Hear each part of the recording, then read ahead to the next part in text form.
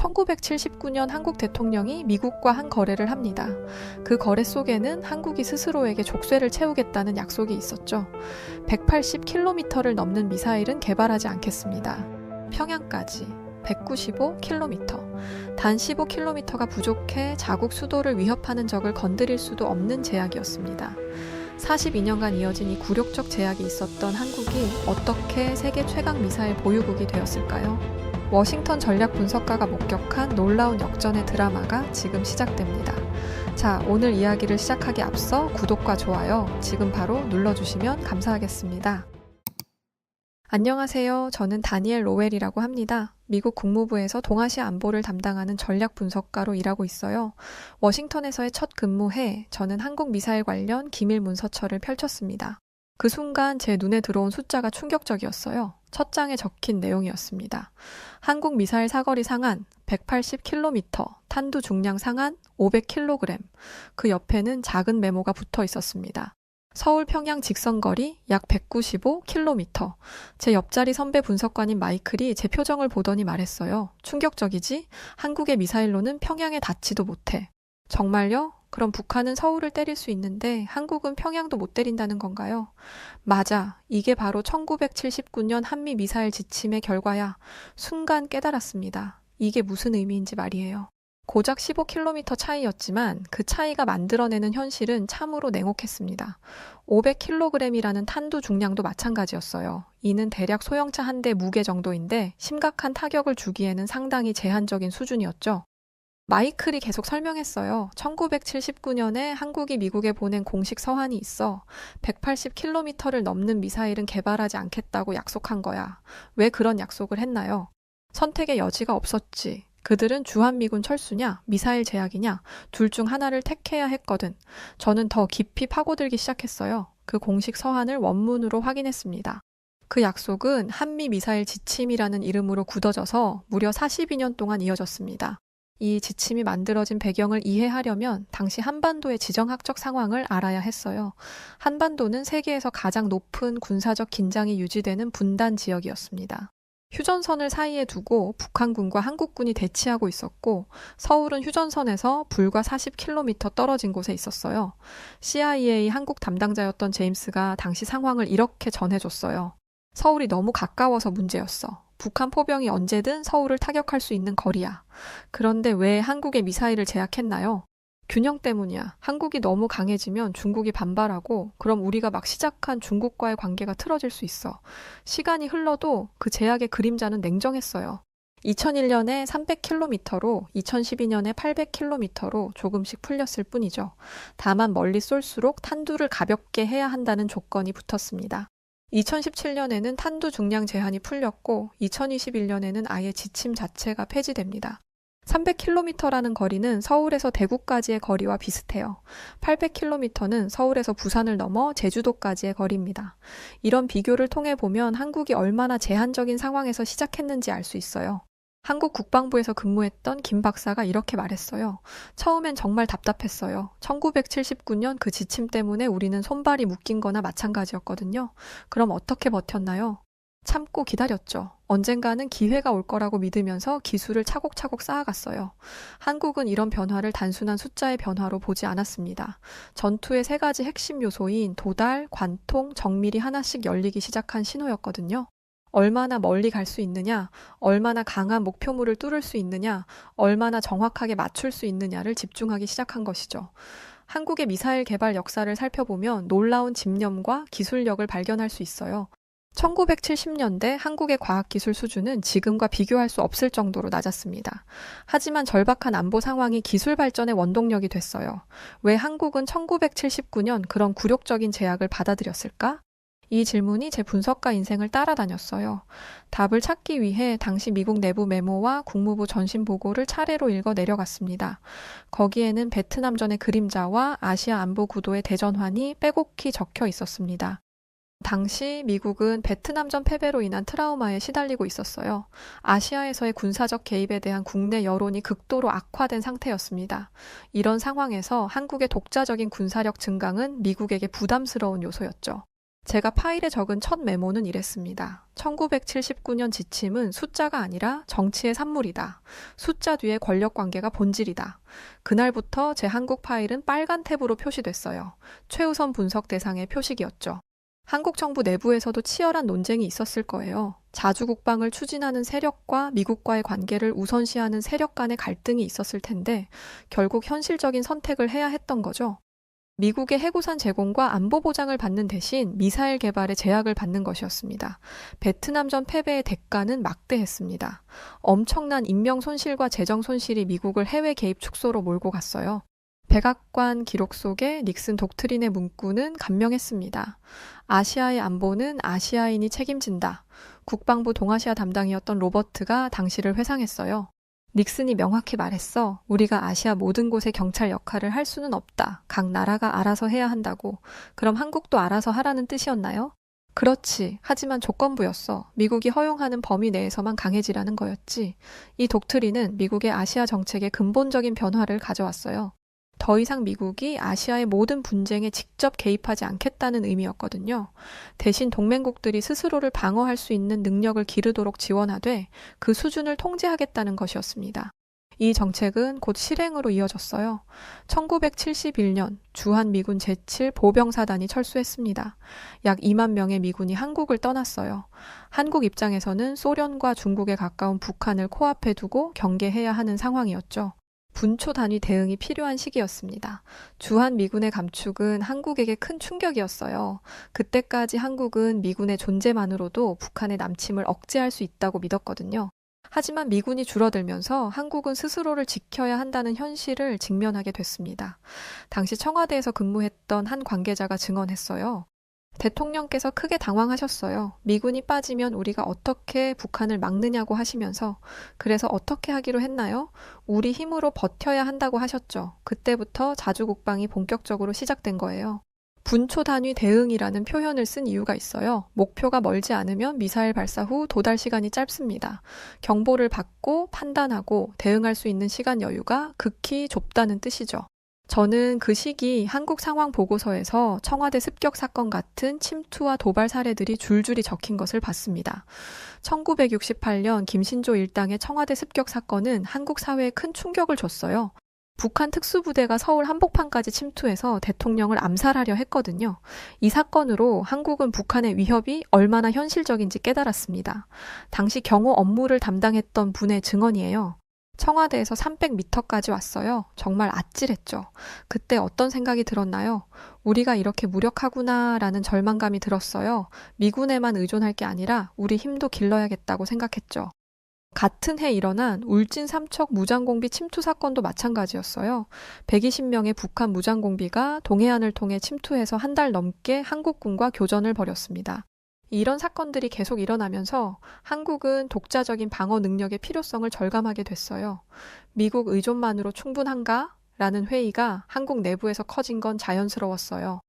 그때부터 미사일은 공격 수단이 아니라 시간을 사는 방패라는 개념이 한국군 내부 문건에 등장하기 시작합니다. 한국군 전략기획 담당자가 설명했어요. 미사일을 공격용으로 보지 않았어요. 시간 벌기용이었죠. 어떻게 시간을 벌죠? 북한이 남침하면 우리가 먼저 쳐서 북한의 공격력을 약화시키는 거예요. 그 사이에 미군이 와서 도와주기를 기다리는 거죠. 미사일을 방패로 본다는 개념은 흥미로워요. 미사일은 공격 무기로 인식되지만 한국의 상황에서는 방어 수단이었거든요. 북한이 남침할 경우 미사일로 북한의 주요 시설을 타격해서 전쟁 수행 능력을 약화시키고 그 사이에 미군의 증원을 기다린다는 전략이었습니다. 국무부의 제3관이었던 스티브가 말했죠. 한반도는 거리보다 시간의 전장이야. 무슨 뜻인가요? 거리가 짧으니까 시간이 없어. 북한이 공격하면 몇 분 안에 서울이 위험해진다고. 그러니까 시간을 버는 게 제일 중요한 거야. 이 말은 수년 뒤 제가 서울에서 현장 장교들을 인터뷰할 때 더욱 선명해졌습니다. 경계선이 가까우면 빗나간 1분이 치명적 실패로 바뀐다는 거였어요. 서울 용산에서 만난 한 작전 장교가 이렇게 말했어요. 1분이면 북한 포탄이 서울에 떨어져요. 우리는 그보다 빨리 대응해야 해요. 그래서 미사일이 필요한 거군요. 맞아요. 하지만 1979년 지침 때문에 우리 손발이 묶여 있었어요. 참 답답했죠. 한반도의 지형적 특성상 서울은 북한과 너무 가까워요. 휴전선에서 40km, 포병 사거리 안에 있습니다. 만약 북한이 기습 공격을 한다면 서울을 방어할 시간이 매우 부족해요. 이런 상황에서 미사일은 북한의 포병 기지나 비행장을 선제 타격해서 위협을 무력화하는 역할을 할 수 있습니다. 그래서 한국은 멀리, 무겁게, 정확히 라는 숙제를 껴안게 됩니다. 멀리는 사거리, 무겁게는 탄두 중량, 정확히는 명중 정확도를 의미해요. 이 세 요소가 모두 갖춰져야 효과적인 억지력을 가질 수 있습니다. 하지만 1979년 지침은 이 모든 것을 제약했어요. 한국은 자주국방을 선언하고 핵과 미사일 연구에 인적, 물적 역량을 집중했어요. 1970년대 당시 한국의 과학기술 인력은 매우 부족했습니다. 하지만 정부는 해외 유학생들을 적극 유치하고 국내 대학에 관련 학과를 신설해서 인재 양성에 힘썼어요. 당시 국방과학연구소에 근무했던 이 박사의 말입니다. 처음엔 정말 아무것도 몰랐어요. 미사일이 뭔지도 제대로 몰랐으니까. 그럼 어떻게 개발했나요? 외국 논문을 밤새 읽고 실험하고 실패하고 그런 걸 수없이 반복했죠. 1979년 지침의 제약 안에서라도 뭔가 만들어 보자는 의지였어요. ADD라는 기관이 설립된 것도 이 시기였습니다. ADD는 국방과학연구소를 말하는데 한국의 무기체계 개발을 전담하는 기관이에요. 초기에는 외국 기술을 도입해서 개량하는 수준이었지만 점차 독자적인 기술을 개발하기 시작했습니다. 미사일 개발에는 엄청난 기술이 필요해요. 추진체 기술, 유도 기술, 탄두 기술 등 첨단 과학의 집약체거든요. 당시 한국으로서는 거의 불가능에 가까운 도전이었지만 안보의 절박함이 기적을 만들어냈어요. ADD에서 연료 개발을 담당했던 한 엔지니어가 당시를 회상했어요. 불가능해 보였죠? 하지만 해야만 했어요. 왜 해야만 했나요? 안 하면 죽으니까요. 북한이 쳐들어와도 미국이 안 도와줄 수도 있잖아요. 그리고 1979년 지침 때문에 제약은 있어도 최선을 다해야 했어요. 1970년대 말 한국은 국산 탄도미사일 시험 발사에 성공합니다. 사거리 약 180km, 탄두 500kg 규모였죠. 1979년 지침의 상한선에 맞춘 것이었어요. 이 미사일의 정확한 명칭은 공개되지 않았지만 한국 최초의 지대지 탄도미사일이었어요. 시험 당일의 긴장감을 당시 참여자가 이렇게 전했어요. 손에 땀이 났어요. 실패하면 몇 년간의 노력이 물거품이니까. 성공했을 때 기분은 어땠나요? 울었어요. 정말로 1979년 지침의 제약 안에서도 우리가 해냈구나라는 생각에 눈물이 났어요. 이름이 무엇이든 한국에게 그것은 제약 속에서도 만들어낸 첫 억지 수단이었습니다. 저는 당시 참여했던 공학자의 회고록에서 부품 조달과 시험장 보안 같은 실무의 고단함을 읽었습니다. 그 회고록에는 흥미로운 에피소드들이 많았어요. 부품 하나 구하는 것도 전쟁이었어요. 한 조달 담당자가 말했죠. 서방 국가들은 기술 유출을 막으려고 관련 부품 수출을 엄격히 통제했거든요. 게다가 1979년 지침 때문에 고성능 부품은 아예 손도 댈 수 없었고요. 그럼 어떻게 구했나요? 여러 나라를 거쳐서 우회적으로 구했어요. 정말 복잡했죠. 시험장 보안도 큰 문제였어요. 미사일 시험은 비밀리에 진행돼야 하는데 한국처럼 작은 나라에서는 숨길 곳이 마땅치 않았어요. 결국 서해의 한 무인도를 시험장으로 활용했다고 합니다. 보안 담당자의 증언입니다. 섬 전체를 통제했어요. 어부들도 못 오게 하고. 혹시 들킬까봐 걱정됐나요? 매일 밤잠을 못 잤어요. 언론에 알려지면 1979년 지침 위반이라고 미국이 문제 삼을 수도 있으니까. 당시 참여했던 엔지니어들의 증언을 보면 정말 어려운 상황이었어요. 기술 자료도 부족하고 경험도 없었어요. 오직 의지만으로 버텼죠. 가장 어려웠던 게 뭐였나요? 모든 게 처음이었어요. 실패해도 왜 실패했는지 모르겠더라고요. 게다가 1979년 지침의 제약까지 있으니까 답답했죠. 연료 기술도 큰 과제였어요. 미사일 연료는 군사 기밀 중에 기밀이에요. 한 연료 전문가가 설명했죠. 공개된 논문만으로는 한계가 있었어요. 결국 우리 손으로 개발해야 했죠. 어떻게 개발했나요? 수백 번의 실험을 했어요. 폭발도 많이 했고요. 1979년 지침 범위 안에서 최대한 성능을 끌어내려고 했었어요. 유도 기술은 더욱 어려웠습니다. 정확한 목표에 맞추려면 정밀한 유도 시스템이 필요해요. 유도 기술자의 말이에요. 당시에는 GPS도 없었고 관성항법도 원시적이었어요. 그럼 어떻게 정확도를 높였나요? 손으로 계산하고 또 계산하고 정말 눈물 나는 작업이었어요. 하지만 1979년 지침 안에서도 최선을 다했죠. 지도자들은 동시에 지나친 독주는 동맹을 뒤흔들 수 있다는 현실도 봐야 했어요. 워싱턴의 반응은 즉각적이었습니다. 베트남 후유증으로 힘이 빠진 미국은 소련 견제에 새로운 축을 찾아야 했거든요. 미국의 고민은 복잡했어요. 한편으로는 한국이 독자적인 방어 능력을 갖추기를 원했지만 다른 한편으로는 그 능력이 너무 강해져서 1979년 지침을 무력화하는 것은 원하지 않았습니다. CIA 한국 담당 분석관이었던 톰이 당시 상황을 이렇게 설명했어요. 한국의 미사일 개발 소식이 들어왔을 때 복잡한 심정이었어. 왜 복잡했나요? 한편으로는 대견했지만 다른 한편으로는 1979년 지침의 취지를 벗어날까봐 걱정됐거든. 한국의 미사일 개발 소식이 워싱턴에 전해지자 미국 내부에서는 긴급 회의가 열렸어요. CIA는 한국의 기술 수준을 재평가하고 국무부는 1979년 지침의 효력을 재검토했어. 국무부 관계자의 증언입니다. 국방부는 한국에 대한 군사 지원 정책을 다시 살펴보기 시작했죠. 어떤 결론이 났나요? 일단 지켜보자는 쪽이 우세했어요. 1979년 지침 범위 안에서 하는 거라면 문제없다고. 중국 카드가 테이블 위에 올라왔고 한국의 미사일 개발은 더욱 민감한 변수가 됐습니다. 한국 내부에서는 미국과의 줄다리기와 북한의 실존 위협이 동시에 존재했어요. 저는 그때 양국 간 신경전을 보여주는 비공개 외교 전문을 처음 접했습니다. 미국의 대중국 접근은 냉전 구도를 완전히 바꿔놨어요. 기존의 미소 양극 체제에서 미중소 삼각 구도로 변화한 거죠. 이런 상황에서 한국의 위치는 매우 미묘해졌습니다. 외교부에서 중국 담당을 했던 관계자가 당시 분위기를 전했어요. 미국이 중국과 손잡으니까 우리 입장이 애매해졌어요. 어떻게 애매했나요? 미국 동맹국이면서 중국과도 적대하면 안 되는 상황이 됐죠. 그런데 1979년 지침은 중국을 의식한 측면도 있었거든요. 거기에 적힌 표현이 인상 깊었어요. 연쇄 반응, 도미노 이펙트라고 되어 있더군요. 한국에서 시작해서 북한, 일본, 대만으로 이어질 안보 지형의 파장을 우려한 거였죠. 자주와 동맹 사이에서 한국은 1979년 지침이라는 좁은 다리 위를 건너고 있었습니다. 국가안보회의에서 일했던 관계자의 말입니다. 연쇄 반응이 제일 무서웠어요. 어떤 연쇄 반응이요?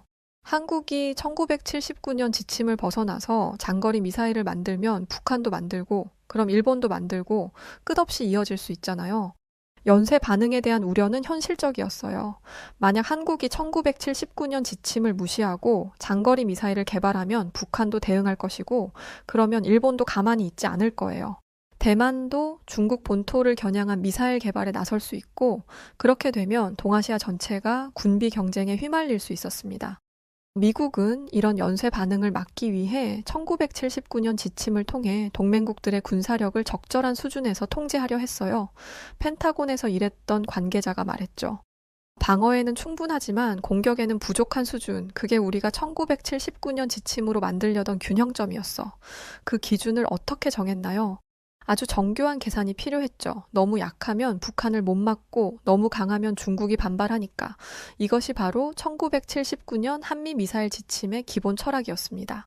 그리고 역사적 대전환이 다가왔어요. 바로 미중 수교였습니다. 중소분열이 그 배경이었어요. 중국과 소련 국경에서 총성이 울린 기록도 문서에 남아 있었습니다. 1969년 다만스키섬 분쟁이 대표적인 예였죠. 당시 소련 담당 분석관이었던 데이브가 이렇게 회상했어요. 중국과 소련이 진짜 싸울 뻔했어. 핵전쟁 직전까지 갔지. 그 정도였나요? 소련이 중국 핵시설을 폭격하려고 했어. 다행히 막았지만. 그때부터 1979년 지침도 새로운 의미를 갖게 됐지. 중소분열은 냉전 구도에 근본적 변화를 가져왔어요. 공산주의 진영이 단일하지 않다는 것이 드러났거든요. 미국은 이 기회를 놓치지 않고 중국에 접근하기 시작했습니다. 키신저가 비밀리에 중국을 방문했을 때 일화를 전해 들었어요. 파키스탄을 통해서 비밀 연락을 했대. 외교사 전문가의 설명이에요. 중국도 소련이 무서웠나 봐. 미국과 손잡자고 나온 거지. 그 과정에서 한국의 1979년 지침도 중국을 안심시키는 역할을 했고 미국은 중국을 소련 견제 카드로 보기 시작했고 1979년 미중 수교가 성사됩니다. 냉전의 바람이 새로운 방향으로 불기 시작한 거죠. 국무부 중국과에서 일했던 관계자가 당시를 이렇게 기억했어요.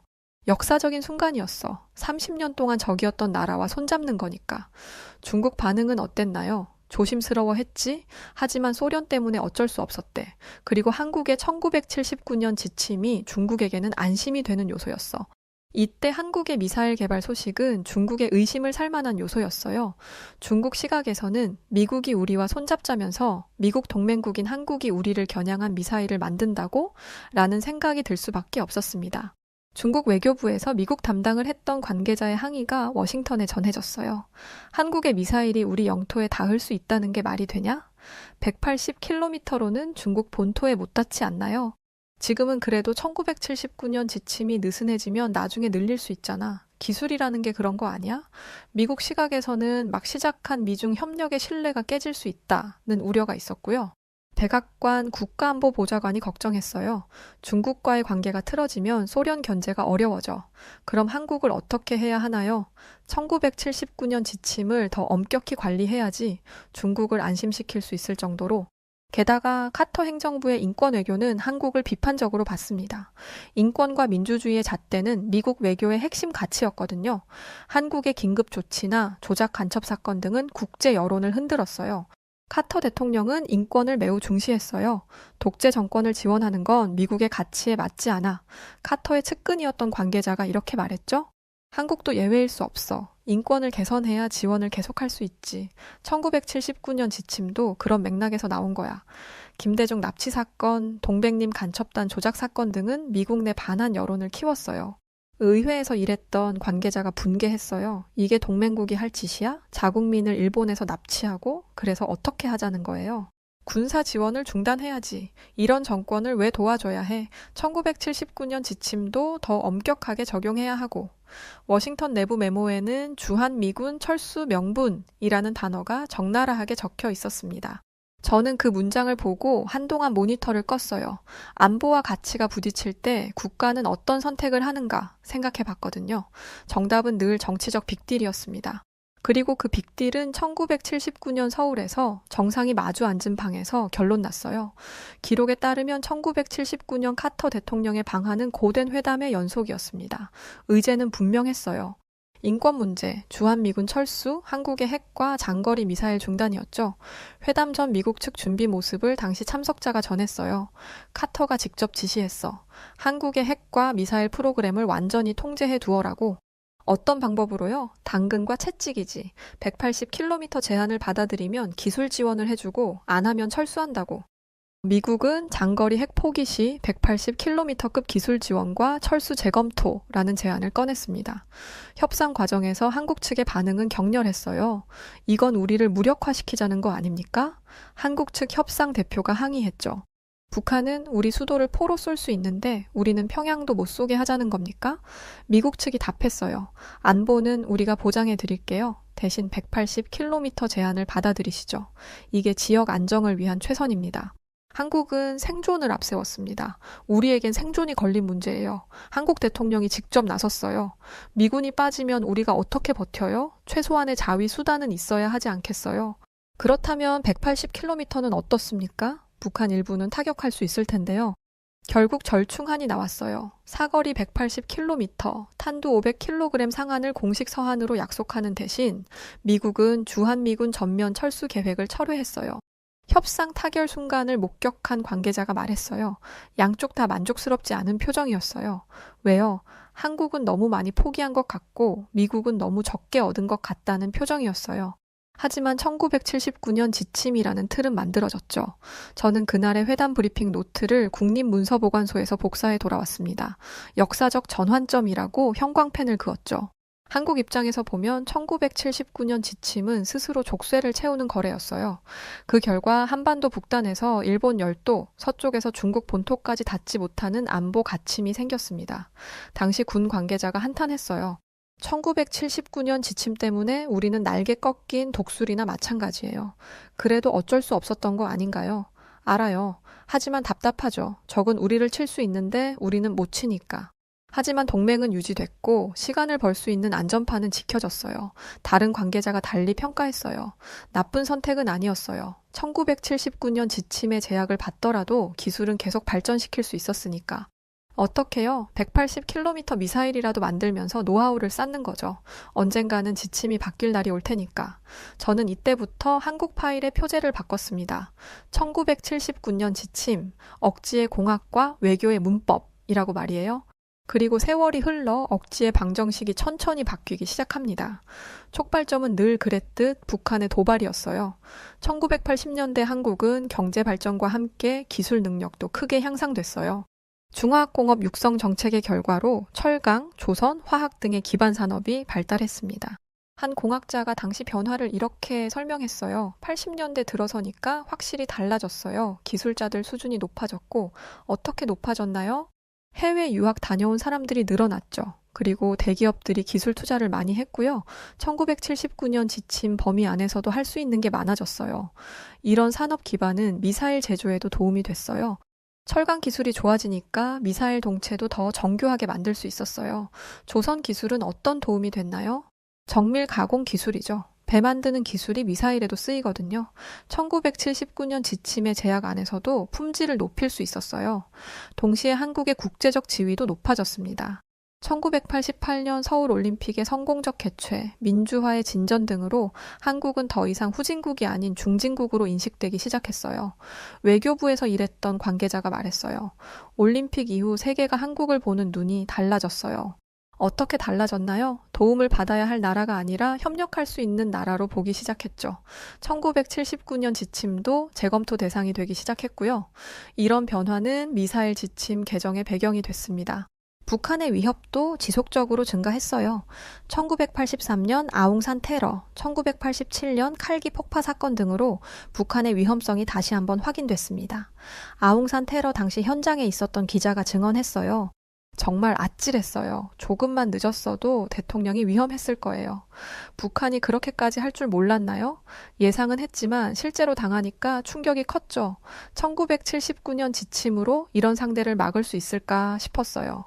칼기 폭파 사건도 마찬가지였어요. 무고한 민간인 115명이 희생됐어요. 항공 관계자가 분노했죠. 이런 일이 또 일어날 수 있다는 생각에 소름이 돋았어요. 1979년 지침의 한계를 느꼈죠. 이런 사건들은 한국의 자체 방어 능력 강화 필요성을 부각시켰어요. 국민들의 여론도 변했어요. 정부가 뭔가 해야 하는 거 아니에요? 한 시민이 말했죠. 맨날 당하기만 하면 되겠어요? 1979년 지침도 다시 생각해봐야 하는 거 아닌가요? 1990년대 들어서는 냉전이 종료되면서 국제 정세가 크게 변했습니다. 소련이 붕괴하고 중국이 개혁 개방을 본격화하면서 동아시아의 안보 환경도 변화했어요. 소련 전문가가 당시 상황을 설명했어요. 소련이 없어지니까 중국도 부담이 줄었어. 어떤 부담이요? 소련 견제 때문에 미국과 손잡았는데 이제 그럴 필요가 없어진 거지. 1979년 지침도 새로운 검토가 필요해졌고 이런 변화는 한미 미사일 지침에도 영향을 미쳤습니다. 1998년 북한의 대포동 1호가 일본 상공을 가로질러 태평양으로 떨어졌습니다. 도쿄의 제 동료 마사히로는 경보음이 실제로 울렸다는 말을 전했어요. 그 동료가 당시 상황을 생생하게 전했어요. 아침에 출근하는데 갑자기 사이렌이 울리더라고. 어떤 기분이었나요? 처음엔 뭔지 몰랐어. 그런데 라디오에서 북한 미사일이라고 하니까 온몸에 소름이 돋았지. 1979년 지침으로는 이런 위협에 대응할 수 없겠구나 싶었어. 심리적 충격은 컸습니다. 서울은 곧장 움직였어요. 청와대 관계자가 긴급 회의 분위기를 전했어요. 대통령께서 화가 많이 나셨어요. 뭐라고 하셨나요? 1979년 지침 때문에 우리는 언제까지 이렇게 당하고만 있을 거냐고 하시면서 사거리 연장을 지시하셨어요. 사거리 연장이 요구됐고 1979년 지침 개정을 위한 협상 테이블이 다시 깔렸습니다. 대포동 1호 발사는 동북아 안보에 큰 충격을 줬어요. 일본 방위청 관계자가 당황했어요. 일본 전체가 사거리에 들어간다는 뜻이야. 그 전까지는 안전하다고 생각했나요? 바다로 둘러싸여 있으니까 괜찮을 줄 알았지. 그런데 완전히 빗나간 생각이었어. 1979년 지침도 재검토해야 한다고 생각했어. 더 놀라운 것은 3단계 로켓으로 위성 발사를 시도했다는 점이었어요. 성공하지는 못했지만 북한의 기술 수준이 예상보다 높다는 것을 보여줬어. 미사일 전문가의 분석이에요. 3단 로켓이면 대륙간 탄도미사일 기술과 비슷해. 1979년 지침으로는 이런 위협에 대응하기 어려워. 한국도 큰 충격을 받았어요. 북한이 일본까지 타격할 수 있다면 우리에 대한 위협은 어느 정도일까요? 한 국방 관계자가 걱정했죠.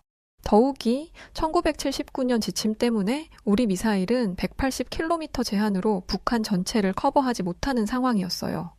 미국도 북한의 미사일 능력을 새롭게 평가해야 했습니다. CIA 분석관이 인정했어요. 그동안 북한을 과소평가했어. 어느 정도로요? 최소 5년은 앞서 있었어. 우리 예상보다. 1979년 지침도 현실에 맞지 않는다는 걸 인정해야 했지. 이런 상황에서 한국의 미사일 사거리 연장 요구는 설득력을 갖게 됐습니다. 미국 국방부 관계자도 인정했어요. 한국의 요구가 이해돼 북한 위협이 현실화됐으니까. 그럼 1979년 지침을 수정할 건가요? 검토해봐야지. 하지만 일정 부분은 인정할 수밖에 없을 것 같아 2001년 한국은 MTCR에 가입합니다. MTCR은 미사일 기술 통제체제라고 하는데 미사일 확산을 막기 위한 국가 간 협약이에요. 그와 함께 1979년 지침이 수정되어 상한이 180km에서 300km로 상향됩니다. MTCR 가입 협상 과정에서 한국 측 대표가 말했어요. 우리도 책임 있는 국가로서 역할을 하겠어요. 구체적으로 어떤 역할이요? 미사일 기술 확산을 막는데 적극 협력하겠다는 뜻이에요. 대신 1979년 지침도 현실에 맞게 조정해주세요. MTCR 가입은 한국에게 중요한 의미가 있었어요. 회원국이 되면 일정한 권리도 생겨요. 외교부 관계자의 설명이에요. 회원국 간에는 미사일 기술 협력이 가능하거든요. 1979년 지침의 족쇄에서 조금 벗어날 수 있게 된 거죠. MTCR의 기준은 사거리 300km, 탄두 중량 500kg이었습니다. 이 기준을 넘는 미사일은 확산을 엄격히 통제하지만 그 이하는 상대적으로 자유로워. 미사일 전문가의 해석이에요. 한국이 300km까지 허용받은 것은 이런 국제 기준에 맞춘 거야. 1979년 지침의 첫 번째 돌파구였지. 300km 사거리는 한국의 방어 능력을 크게 향상시켰어요. 서울에서 300km 반경은 평양이 포함돼. 군 관계자가 설명했죠. 북한의 주요 도시와 군사시설 상당수가 들어가지. 1979년 지침의 굴레를 조금 벗어난 거야. 그럼 이제 제대로 된 억지력을 갖게 된 건가요? 비로소 북한 전체에 대한 억지력을 갖게 된 거지. 하지만 아직 부족해. 하지만 여전히 한계는 있었어요. 북한의 최북단이나 중국 접경 지역은 아직 사거리 밖이야. 그리고 북한이 개발하고 있는 장거리 미사일에 대응하기에는 300km로는 부족해. 군사적으로는 1979년 지침의 첫 돌파구를 뚫었다고들 했어요. 그러나 한반도 전역을 덮기에는 여전히 부족했습니다. 저는 서울에서 지휘통제소 모의 훈련을 참관했는데 지도위 사거리원이 북쪽 끝을 간신히 스치고 있었어요. 모의 훈련에서 만난 작전 장교가 아쉬워했어요. 300km로도 1979년에 비하면 많이 나아졌지만 아직 부족해. 어떤 부분이 부족한가요? 북한의 핵시설이 있는 영변이나 주요 미사일 기지들 중 일부는 여전히 사거리 밖이야. 1979년 지침이 완전히 사라지지 않은 거지. 그 원이 넓어져야 대응 시계가 생깁니다.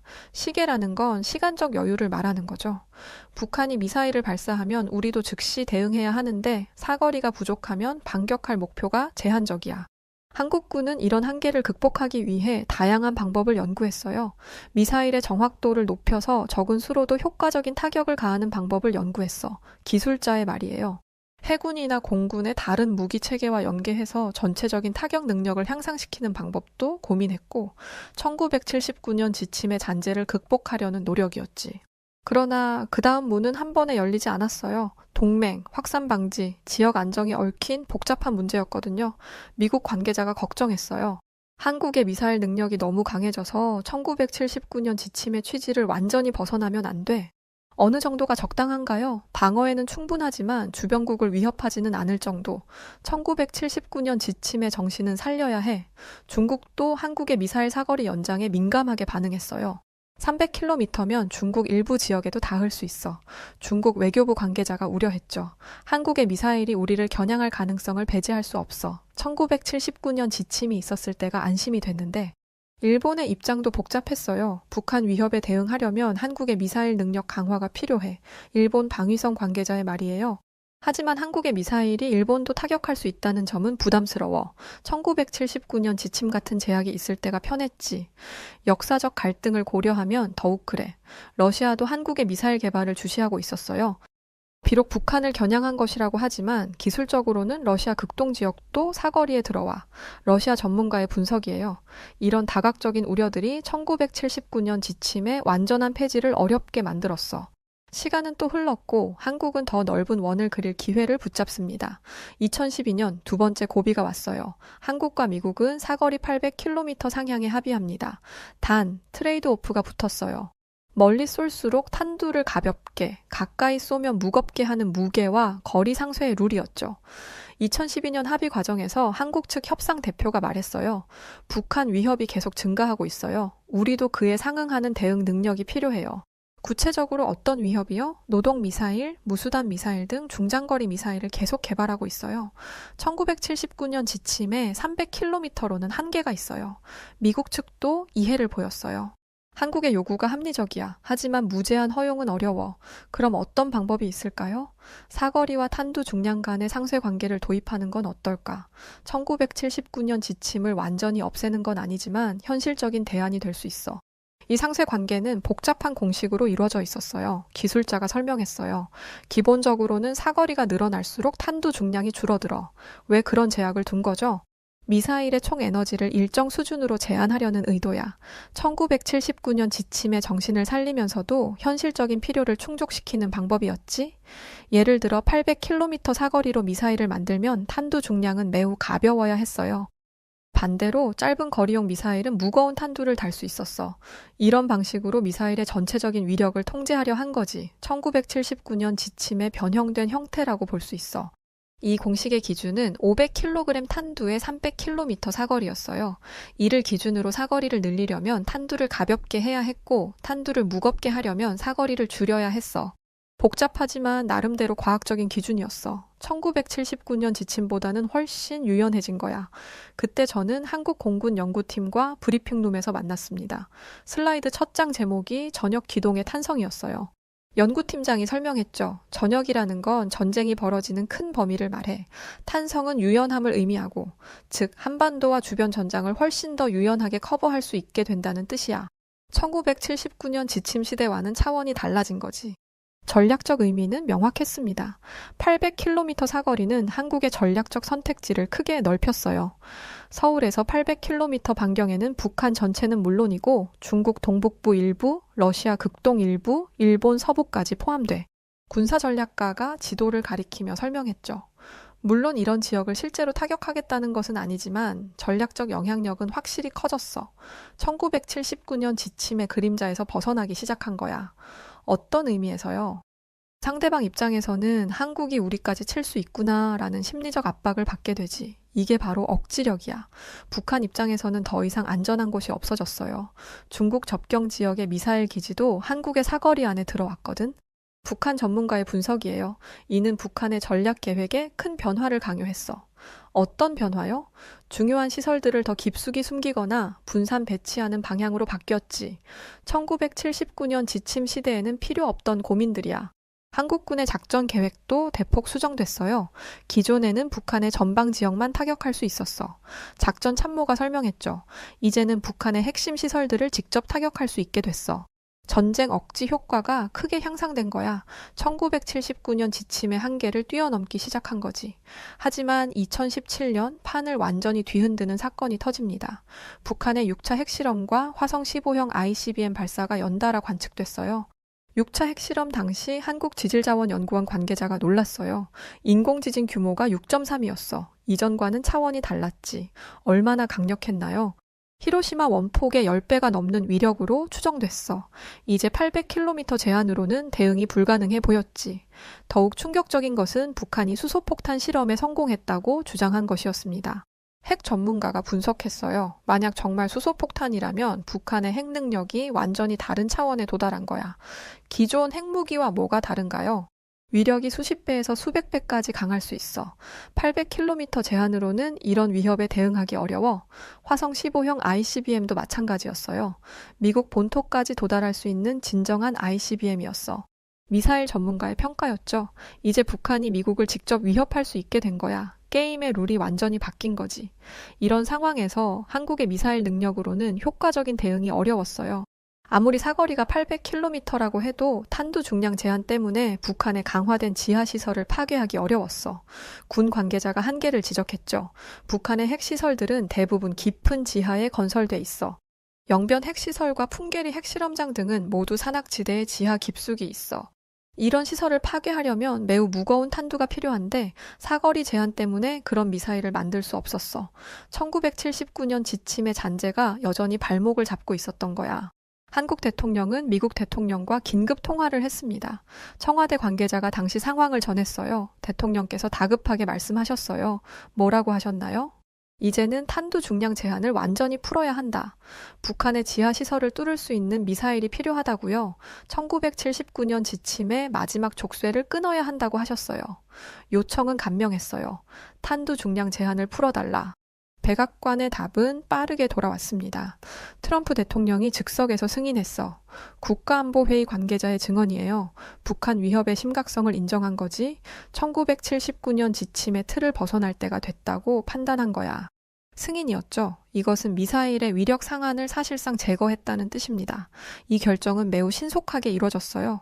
보통 이런 중요한 정책 변경은 오랜 시간이 걸려. 정책 전문가의 설명이에요. 하지만 북한 위협의 심각성 때문에 예외적으로 빠르게 처리된 거지. 미국도 1979년 지침의 한계를 인정할 수밖에 없었어. 탄두 중량 제한 해제는 한국의 미사일 능력을 획기적으로 향상시켰습니다. 이제는 북한의 지하시설도 파괴할 수 있는 강력한 미사일을 만들 수 있게 됐어. 무기체계 전문가가 설명했죠. 벙커 버스터라고 불리는 지하 관통 탄두도 개발할 수 있게 됐어. 어떤 원리인가요? 지하 깊숙이 뚫고 들어가서 폭발하는 특수 탄두야. 1979년 지침으로는 꿈도 꿀 수 없었던 기술이지. 서울의 한 장교가 말했어요. 이제 진짜 벽을 넘을 수 있다. 어떤 벽이요? 1979년 지침이 만든 벽이야. 북한이 쌓아놓은 지하 요새의 벽도 마찬가지고 아무리 깊이 숨어도 우리가 찾아갈 수 있어. 저는 메모에 적었습니다. 도달, 관통, 정밀. 1979년 지침이 묶어놓은 셋 중 2개가 해방됐다. 남은 하나인 사거리 제한의 시계가 움직이기 시작했어요. 관통 능력의 향상은 한국 미사일의 질적 변화를 의미했어요. 이전까지는 지상의 목표물이나 얕은 지하 시설만 타격할 수 있었어. 기술자의 말이에요. 이제는 깊은 지하의 핵심 시설도 파괴할 수 있게 된 거지. 1979년 지침이 막고 있던 진짜 억지력을 갖게 된 거야. 북한에게는 큰 심리적 압박이 됐어. 심리전 전문가의 분석이었죠. 그동안 북한은 중요한 시설들을 지하 깊숙이 숨겨놓으면 안전하다고 생각했거든? 하지만 이제는 그런 시설들도 한국의 미사일 공격에 취약해졌어. 1979년 지침의 보호막이 사라진 거지. 한국의 미사일 기술자들도 새로운 도전에 직면했어요. 무거운 탄두를 정확하게 목표에 유도하는 기술을 개발해야 했어. 연구원의 말이에요. 지하 깊숙이 관통하는 탄두 기술도 필요했고, 이는 고도의 기술력이 필요한 영역이었어. 하지만 1979년 지침의 족쇄가 풀린 만큼 도전할 가치가 있었지. 미중 전략 경쟁이 격화되고 북한 위협의 범위가 넓어지던 2021년 워싱턴은 분주했습니다. 백악관 회담장에서 한국과 미국 정상이 마주 앉았어요. 2021년 정상회담 준비 과정에서 미국 측 관계자가 말했어요. 이번에는 근본적인 변화가 필요해. 어떤 변화요? 1979년 지침 자체를 완전히 폐지해야 해. 한국을 더 이상 보호 대상이 아니라 전략적 파트너로 봐야 해.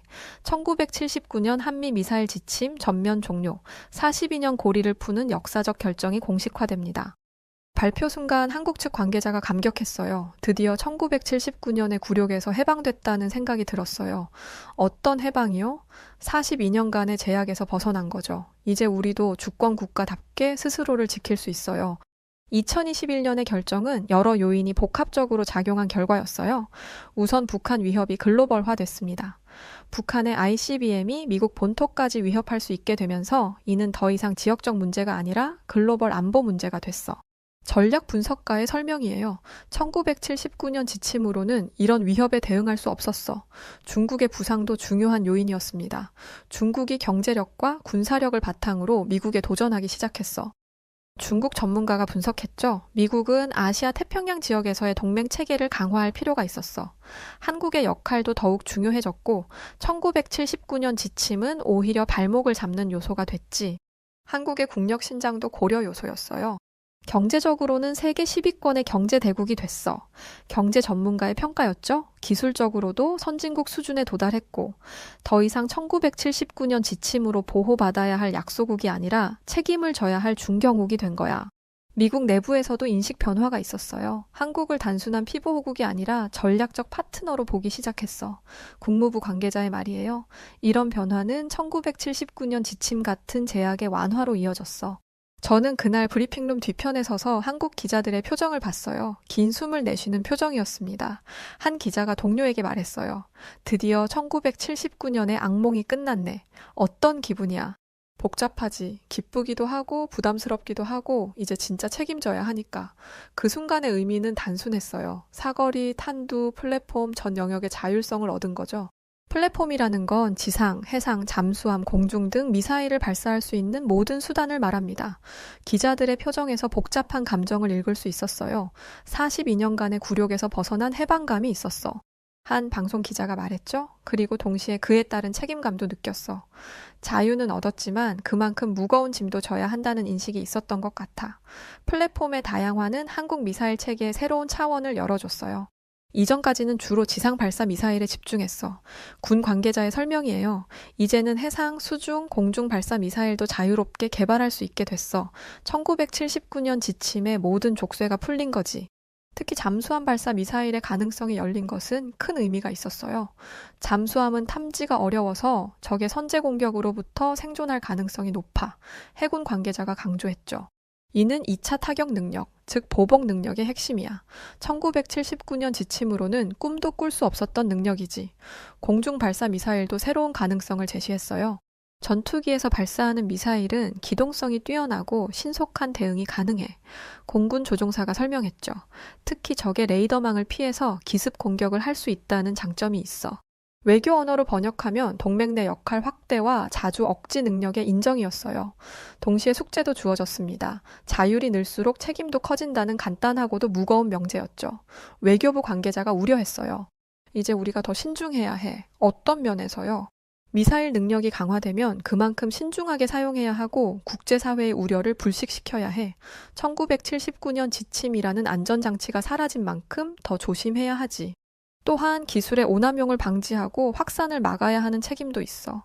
한국은 이미 이런 책임을 인식하고 있었습니다. 1979년 지침이 해제되기 전부터 한국은 미사일 기술의 수출 통제, 핵 비확산 체제 준수 등에서 모범적인 모습을 보여왔어. 국제 전문가의 평가였죠. 이제 그 책임이 더 무거워진 거야. 워싱턴 내 토론은 확산 방지와 동맹 신뢰의 새 균형으로 옮겨갔어요. 저는 그걸 1979년 이후의 새로운 규범이라고 적었습니다. 정책 연구자가 분석했어요. 기존의 일방적 통제에서 상호 신뢰에 기반한 협력으로 바뀐 거야. 어떤 의미에서요? 한국을 믿고 자율권을 준 대신 한국은 그 신뢰에 부응할 책임을 진 거지. 1979년 지침보다 훨씬 성숙한 관계야. 한국 입장에서는 1979년의 안보 가침에서 설계 가능한 억지로의 완전한 전환이었어요. 지도 위의 원은 무한대로 넓어졌고 시계는 훨씬 길어졌어. 군사 전략가의 말이에요. 시간을 벌 수 있는 힘, 그게 억지의 본질이거든. 1979년 지침은 그것마저 제약했었지. 설계 가능한 억지라는 개념은 흥미로워요. 이전까지는 1979년 지침이라는 주어진 제약 조건에서 최선을 다하는 수동적 억지였어. 전략연구원의 설명이에요. 이제는 상황에 맞춰 능동적으로 억지 전략을 설계할 수 있게 된 거지. 예를 들어 북한의 특정 위협에 대해서는 장거리 정밀 타격으로 대응하고 다른 상황에서는 짧은 거리의 강력한 타격으로 대응할 수 있어. 상황별로 최적화된 대응이 가능해진 거야. 1979년 지침이 만든 틀에서 완전히 벗어난 거지. 1979년 지침 종료 후 불과 4개월 뒤 한국은 SLBM 시험 발사에 성공합니다. SLBM은 잠수함 발사 탄도미사일이라고 하는데 잠수함에서 쏘는 미사일을 말해요. 시험 당일 잠수함 승무원이 긴장했어요. 처음 하는 거라 손에 땀이 났어. 성공할 거라고 확신했나요? 솔직히 반반이었어. 워낙 어려운 기술이니까. 하지만 1979년 지침이 사라진 만큼 꼭 성공해야 한다는 부담도 있었지. 보도 기준으로 세계 7번째 기록이었습니다. 저는 시험 영상의 수중 발사 순간을 여러 번 돌려봤어요. SLBM 개발팀장이 감격했어요. 정말 꿈 같았어. 1979년 지침 때문에 꿈도 꿀 수 없었던 기술을 우리가 해낸 거야. 가장 어려웠던 부분이 뭐였나요? 수중에서 수면으로 나오는 순간이야. 그때 제어를 잃으면 끝이거든. 하지만 더 이상 제약이 없다는 생각에 용기가 났지. SLBM 개발 성공은 한국 미사일 기술의 새로운 이정표였어요. 기술적 난이도가 매우 높은 분야거든요. 기술자가 설명했어요. 잠수함 내부의 좁은 공간에서 미사일을 발사해야 해. 수중에서 수면으로 나와 정상적으로 비행해야 하는 복잡한 과정이 필요하고 1979년 지침 시대에는 상상도 못했던 도전이었지. 수중 발사의 어려움은 상상 이상이에요.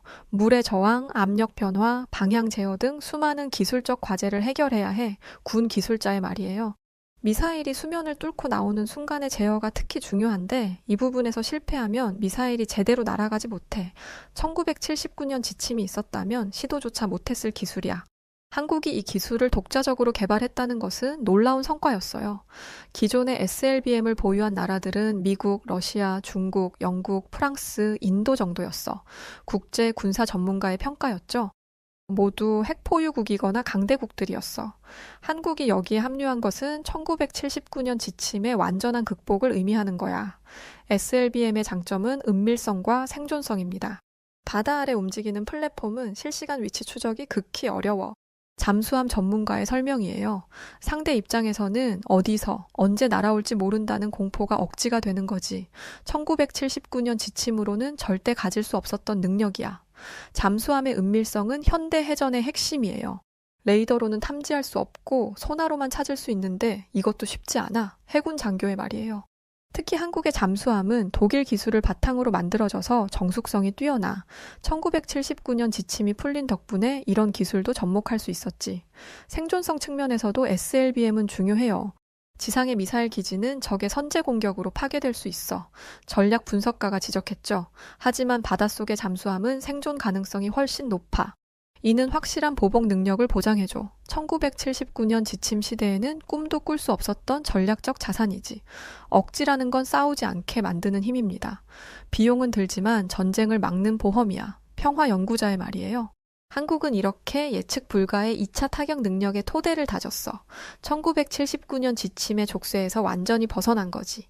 2차 타격 능력이라는 건 상대가 먼저 때려도 반격할 수 있는 능력을 말합니다. 2차 타격 능력은 핵 전략의 핵심 개념이야.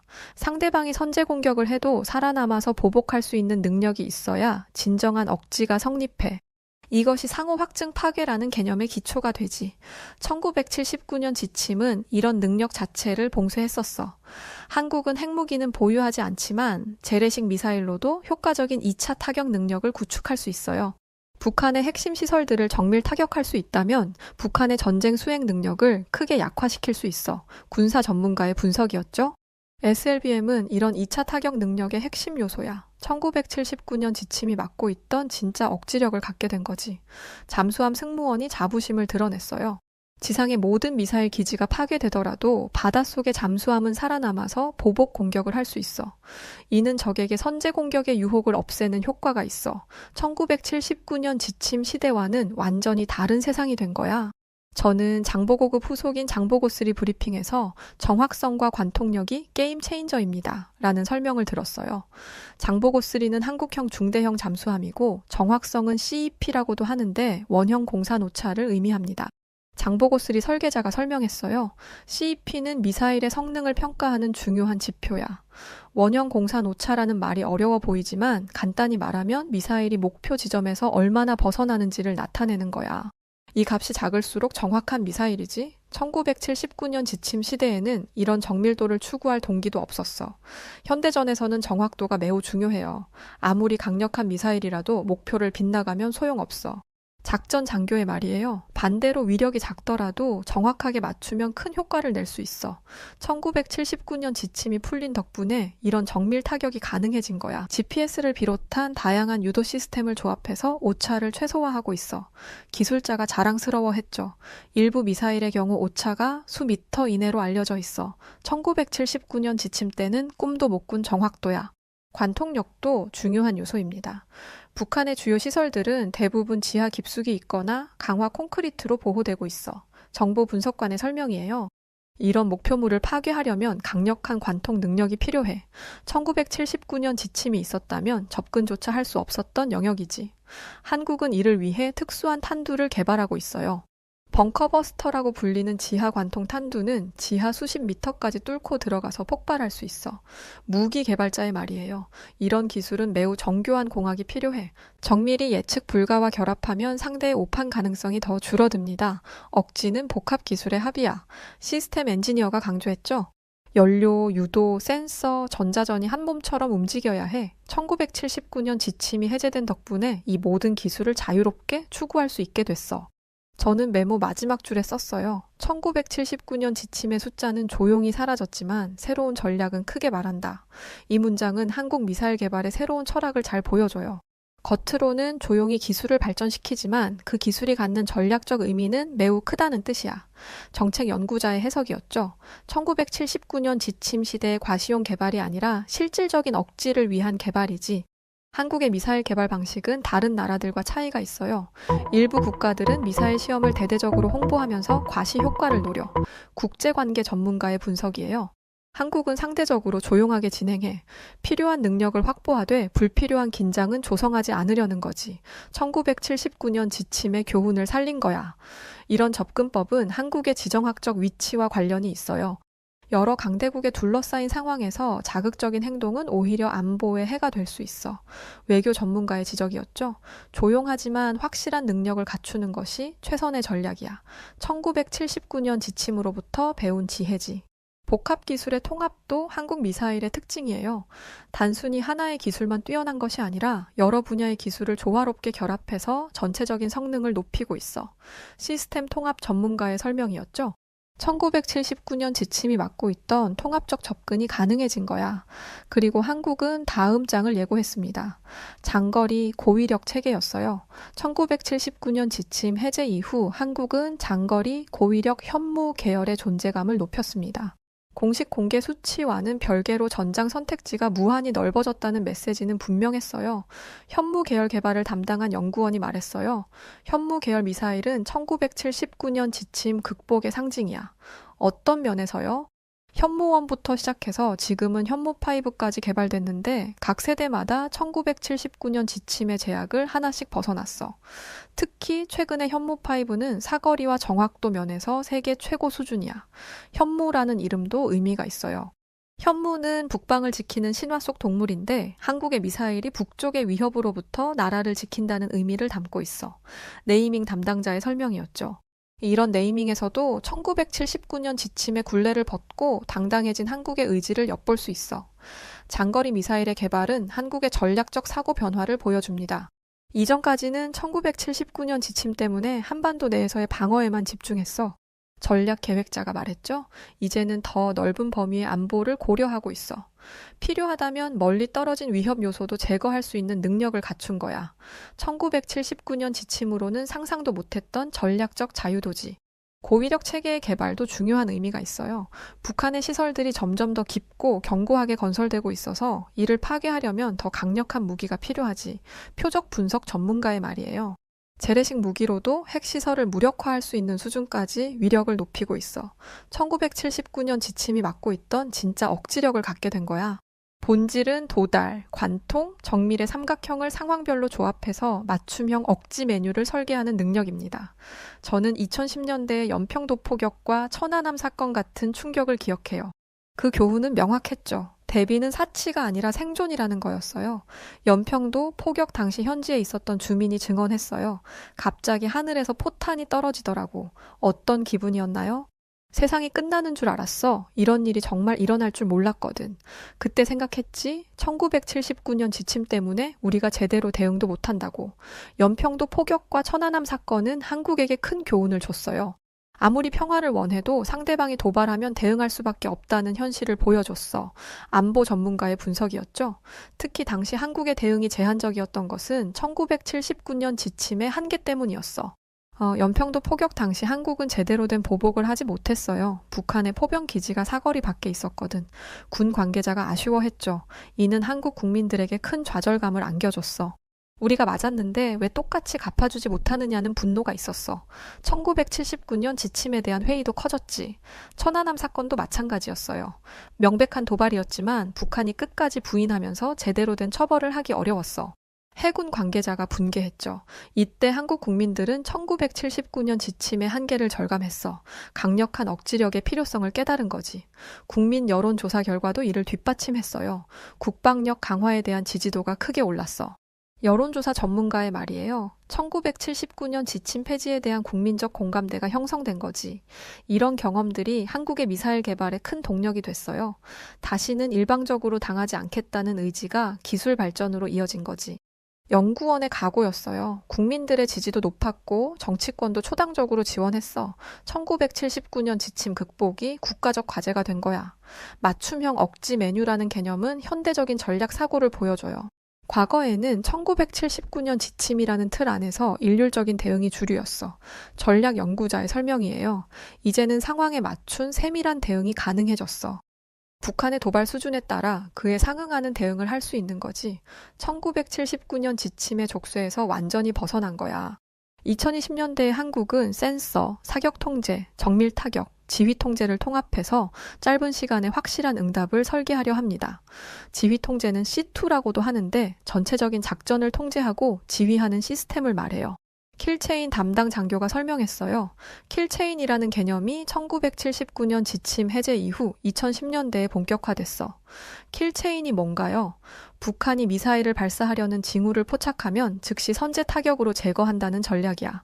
이를 위해서는 정보 수집, 의사결정, 타격 실행이 매우 빠르게 이루어져야 해 1979년 지침으로는 불가능했던 전략이지. 한국형 미사일 방어 체계도 구축되고 있어요. 북한의 미사일을 요격하는 시스템인데 다층 방어 개념으로 설계됐어. 방어 체계 전문가의 말이에요. 상층, 중층, 하층에서 각각 다른 요격 미사일로 북한 미사일을 막는 거지. 왜 여러 층으로 나눴나요? 한 번에 못 막으면 2번, 3번 막자는 거야. 확률을 높이는 거지. 이런 체계들이 통합되면 북한의 어떤 도발에도 신속하고 정확하게 대응할 수 있어요. 억지와 방어, 공격이 하나의 시스템으로 연결되는 거지. 한 정책 입안자가 필두로 자신 있게 말했어요. 우리는 준비됐어. 1979년 지침의 굴레를 벗고 책임을 질 각오도 되어 있고 능력도 갖췄어.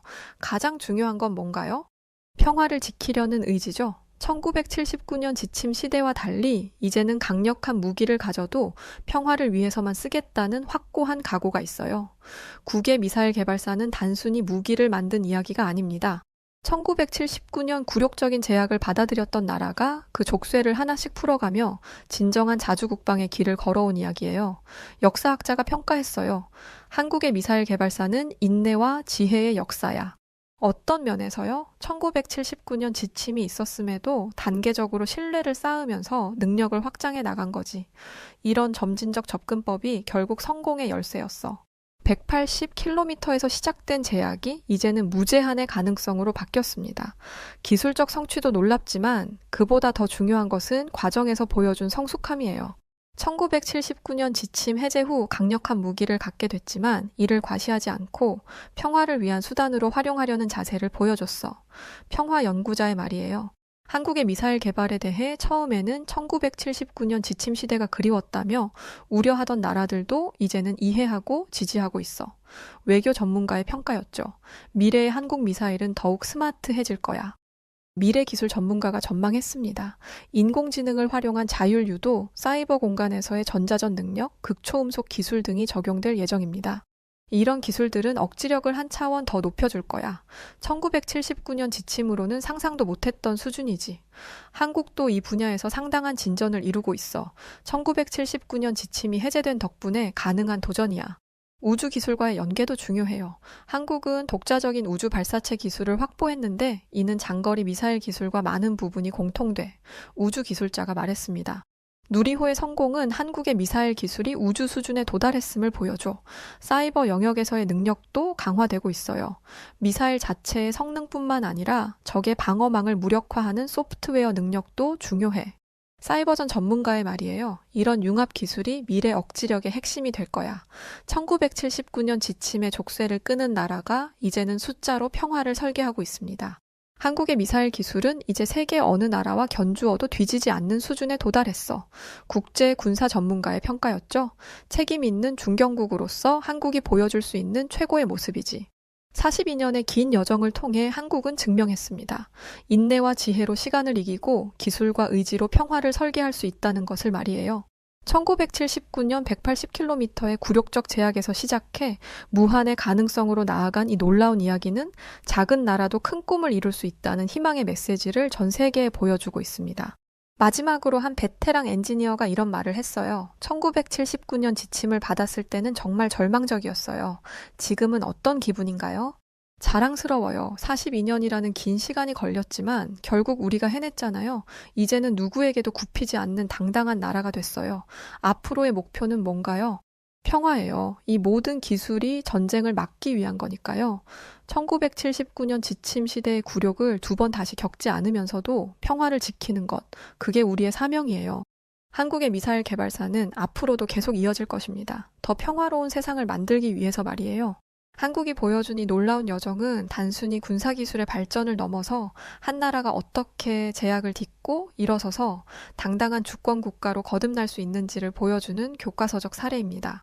1979년에 그 쓰라린 서한이 42년 후 진정한 자유의 선언으로 바뀐 것처럼 인내와 지혜, 그리고 끊임없는 노력이 있다면 어떤 제약도 극복할 수 있다는 희망의 메시지를 전하고 있습니다.